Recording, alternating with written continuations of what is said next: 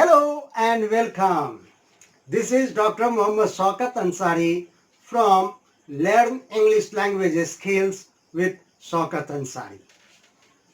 And in this exclusive lesson, I am going to share with you correct uses of modals, correct uses of modal verbs. And this is exclusively an introductory session, and in the coming sessions I will be doing with all modal verbs and their uses in details. First definition. What do you mean by modal verbs? What is a modal verb? Okay, modal verbs are a type of auxiliary, or you can say helping verbs used to indicate, used to specify, used to spell out modality such as likelihood, ability, certainty, possibility, willingness, prohibition, permission, obligation, duty, and advice. I repeat, modal verbs are a type of auxiliary, or you can say helping verbs used to indicate modalities such as likelihood, ability, certainty, possibility, willingness, prohibition, permission, duty, advice, and obligation. Now the question is, what are modal verbs? The list of modal verbs. Okay. Can, could, may, might, will, would, shall, should, must, ought to are important, significant modal verbs. And it is important to know how and where to use these modal verbs in sentences, in spoken English and in written English. I repeat, can, could, may, might, will, would, shall, should, must, ought to. These are significant modal verbs. And my dear good learners, it is relevant to maintain here, to add one thing, that so many mistakes are made with modals in sentences. And I hope that this session, along with the coming session on the uses of modals, okay, will help you feel confident and comfortable in the uses of modal verbs. Now I would like to give you some sentences for your observation, for your minute observation. Judge these sentences, whether these sentences are right or wrong, whether these sentences are correct or incorrect. And if they are incorrect, if they have got mistakes, where the mistakes are, you have to observe. Okay, you have to judge.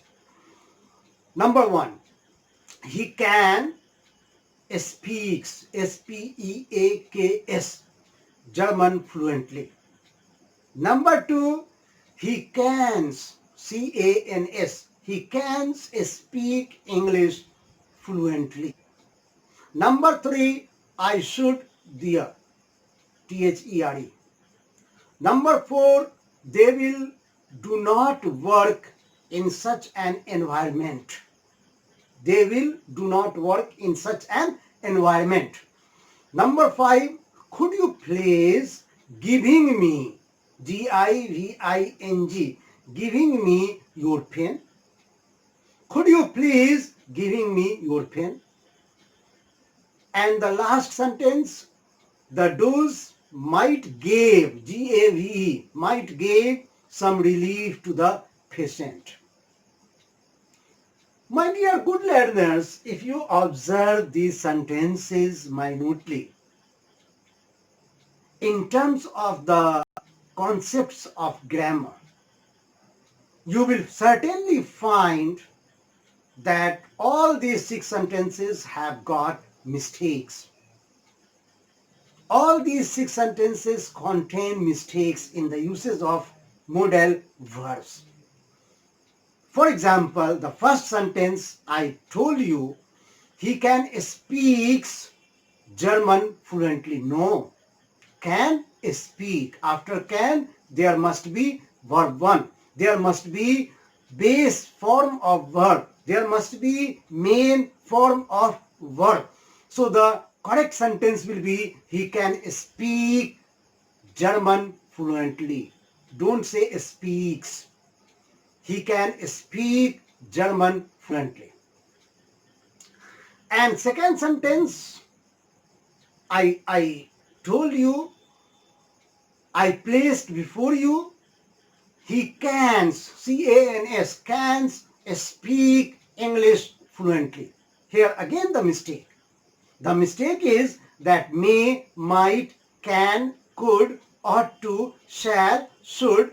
These modal verbs must be used in their own original form, in their own original shape. So here the sentence has got mistake in the use of cans. No, it must be can. So the correct sentence will be, he can speak English fluently. Third sentence I gave you for your assessment. I should there. Here after should, there is no verb. There is no verb 1. There is no base form of verb. There is no main verb. So without verb, it cannot be correct. And the sentence is not meaningful. There is no sense in the sentence. So you can say, I should be there. I should go there. So after should, be, verb 1, or go, verb 1, you have to use. And then it will be a correct sentence.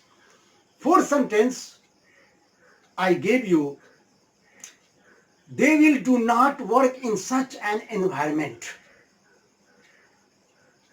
After will, never, never. After shall, never. After may, might, can, could, never. Must, never. Use do not, does not, did not. Only you have to use not, not.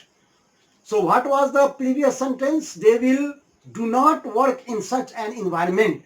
And how can you correct it? How can you speak this sentence in correct way, in correct fashion, that they will not work in such an environment? Got my point? I think you are getting clarity. And the fifth sentence, could you please giving me your pen? So after could, giving, no, verb 4, no, gerund, no, there must be verb 1. So the correct sentence will be, could you please give me your pen? Could you please lend me your laptop? So there must be base form of verb. And the last sentence I placed before you in order to assess, evaluate the dose might gave, G-A-V, my God, a blunder. After might, there must be give, verb 1. So previously I gave you, the dose might give some relief to the patient. And the correct sentence will be, the dose might give some relief to the patient. After the analysis of these sentences, incorrect sentences I placed before you, and then I placed correct sentences, and an analysis has been presented before you in order to make you understand, in order to make you reach main points. after this discussion, this deliberation, four important characteristics of modal verbs emerge. Okay? Number one, modal verbs never change their forms. You cannot use modal verbs as cans, mays, made, okay, willed, wills. No, never. They are always used in their original forms. Number one characteristic. Number one warning, that you don't change the form of modal verbs. Okay?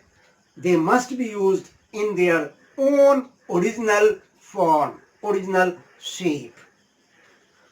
Second, modal verbs are always used with, or you can say are always followed by base verb, main verb, or you can say verb, one form of verb. Okay? So after can, after could, after may, after might, after will, after would, after shall, after should, after ought to, you must always use the base verb. No verb 2, no verb 3, no verb 4. Only and only base verb. You can say an infinitive without 2. Okay? And that's why I told you that he can speak German fluently. He can write Urdu fluently. Can write, can speak base verb. Number 3, that modal verbs are, number third characteristic, modal verbs are used to indicate, used to specify, used to spell out, used to enumerate modality, or you can say express function such as permission, ability, obligation, prohibition, necessity, advice, possibility, probability, etc. And the last characteristic, that in negative sentences, when you transform the sentences into negative forms and you are willing to use not, please and please don't use don't, doesn't or didn't with any modal verb.